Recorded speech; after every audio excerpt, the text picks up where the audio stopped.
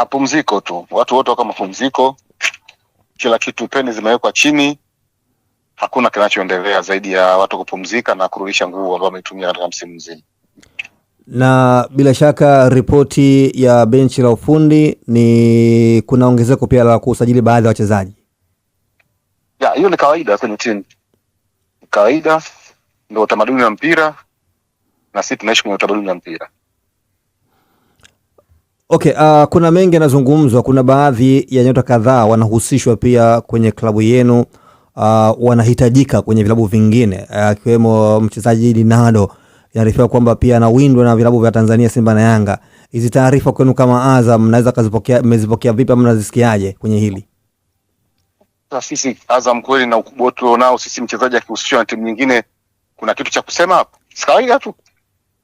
Mchezaji kuhusishwa kawaida, na kipindi hiki cha usajili maneno ni mengi. Kwa hiyo hayo ni maisha ya kawaida ya mpira, maisha ya kawaida ya usajili na ndio utamaduni wake.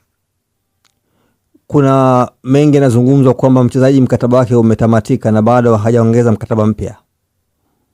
Nasema hivi, kipindi cha usajili mengi huwa yanasemwa. Kwa hayo unayosema wewe ni machache katika yale mengi sana ambayo huwa yanasemwa. Na kila kimoja kikisemwa kitakiwa klabu ijibu, mtatuweka bize kiasi kwamba hiki kipindi ambacho tuko kwenye mapumziko tukashindwa kufurahia mapumziko yetu. Yeah. Na umezungumza pia hapo, lakini pia mchezaji mwingine ambao kila dirisha la usajili likifunguliwa pia anazungumzwa ni huyo Faisal Salum, naye pia anazungumzwa kwamba watu wamepanga kupeleka ofa kabambe kwa ajili ya kumhitaji huyu mchezaji Faisal. Sasa hiyo swala mimi nitajibu nini? Waulizeni hao watu kweli wamepanga?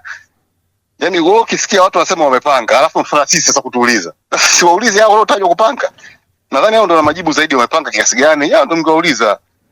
Nyinyi ndio wamiliki wa mchezaji na bado ana mkataba wa pamoja. Sawa, sisi ni wamiliki, lakini si watu wamepanga kuleta? Ndio. Sasa sisi hatuwezi kujua mipango yao. Kwa hiyo nyinyi waulizeni wenye mipango.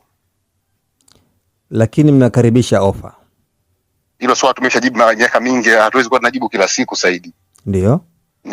Alafu mimi ningeona hata nyinyi hata msingehangaika na habari ya Faisal.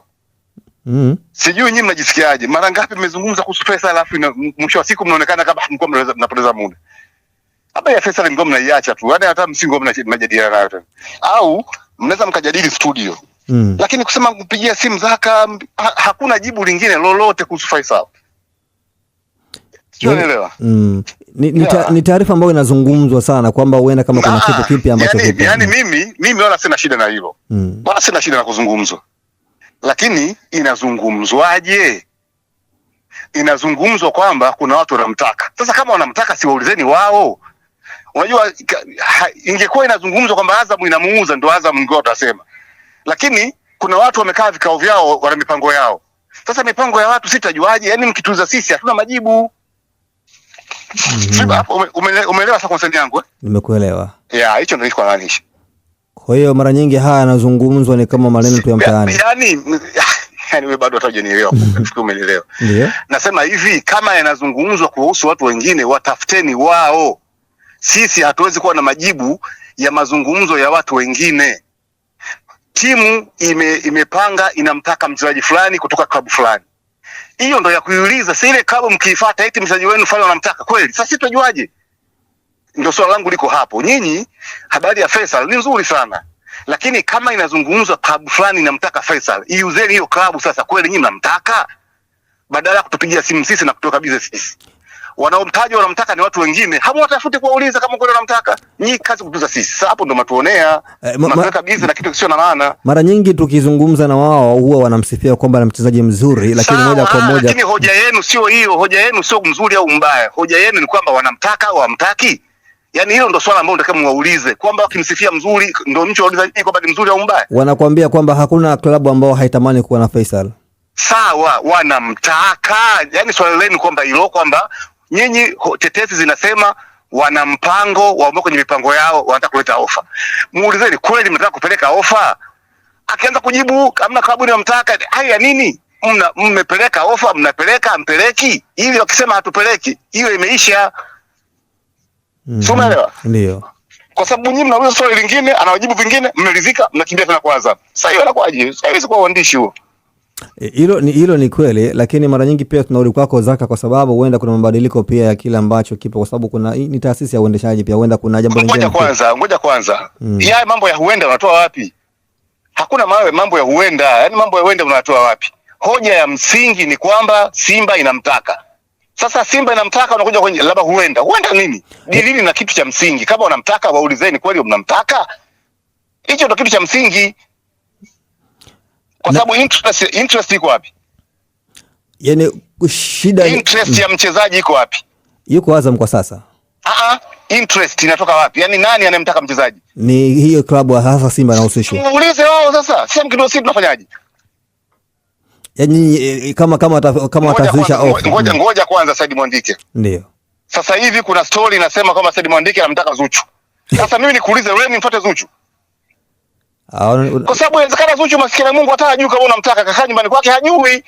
Sasa nikaanza kumuuliza, "Bwana Said Mwandike anakutaka wewe bwana." Sasa inahusiana na nini? Nataka nikuulize wewe, kweli Mwandike unamtaka Zuchu, utamweza? Ndio swali la msingi nikuulize wewe, utamweza huyu? Lakini sio tena inatajwa wewe unamtaka, mimi namfuata yeye kumuuliza, alafu nakuacha. Sasa nitakuwa namuonea yule. Sina, nadhani umeelewa hapo, sio? Hapo mimi nakuelewa vizuri. Asante sana. Sawa, kwa kwenye hili tufunge mjadala kwenye engo hiyo. Nadhani jibu nalo. Sawa. Na vipi kuna michuano ya Kagame, Azam itashiriki haya mashindano ama ndo hamtashiriki? Hapana, hatushiriki. Okay. Hatuwezi kushiriki kwa sababu Kagame imepangwa kwanza tarehe 24. Sisi tutaanza maandalizi ya msimu mpya tarehe 27. Kwa maana yake mashindano yataanza kabla hata hatujaanza maandalizi. Sasa tutakwenda kucheza mashindano ambayo hatujajiandaa.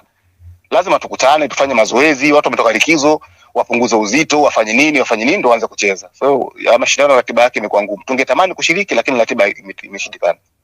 Sawa. Neno lako kwa mashabiki wa Azam hasa kuelekea kwenye msimu ujao wa ligi? Sasa hivi bado hakuna neno lolote kuelekea msimu ujao, kwa sababu watu ndio wameenda mapumziko tu jana.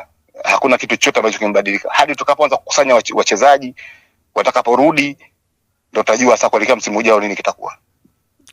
Kuna taarifa za mnamrejesha mchezaji Kipre? Taarifa zozote zinazohusu mchezaji kuingia Azam au kutoka bado hazianza kumda yake sasa hivi. Kwa hiyo kwenye swala hilo hamna comment yoyote. Nikushukuru sana kiongozi kwa hili. Asante sana. Usisahau kusubscribe kwenye YouTube Mwandike Digital.